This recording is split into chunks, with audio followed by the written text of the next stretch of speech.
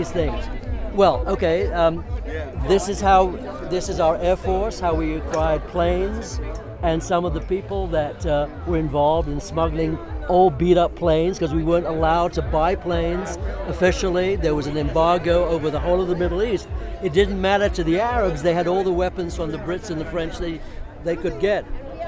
We had to buy all this old junk and get people to fix it up and fly them, and hopefully be able to land in Israel eventually with these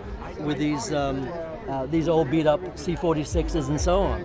And then we had an airlift between Czechoslovakia, Zatech, and Telnov in Israel Air Force Base, and that's how we smuggled in those German Mauser guns and other weapons, which really saved our lives because we had no weapons. The Czechs sold us all kinds of weapons, including a terrible Messerschmitt 109. I'll show you a picture. Excuse us. We have to. Sorry. Yeah, German-Czech Messerschmitt 109.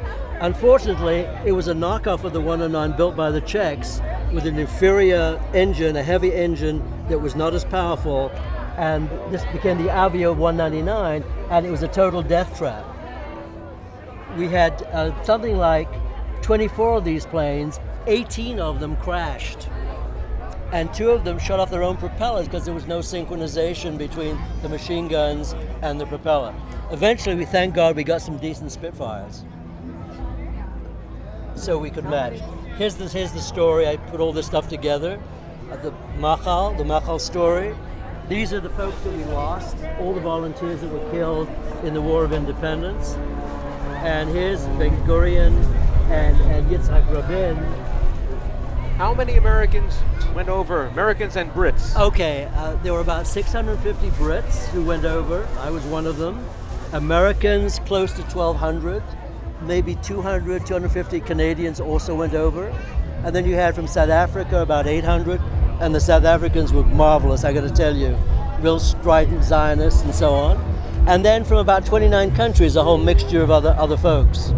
And if Israel were in a war again, would volunteers from the Anglo world be welcome? Well, we still have, funny enough, we were Machal in 1948, the War of Independence. There's a program now, I think, called Machal 2000, where youngsters between the ages of 17 and 28 still volunteer and do 18 months service in the Israeli army. And if they want to stay on, they can, or they go back to their home country.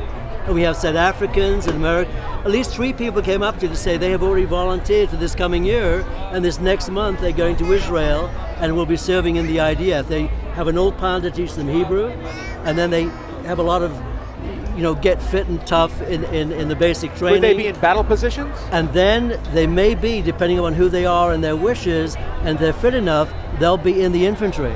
Yeah. But they'll come back absolutely incredible when they're done, because that training will really make men and women out of them. That's a wonderful program. So the Machal heritage is continuing, I have to say. Yeah.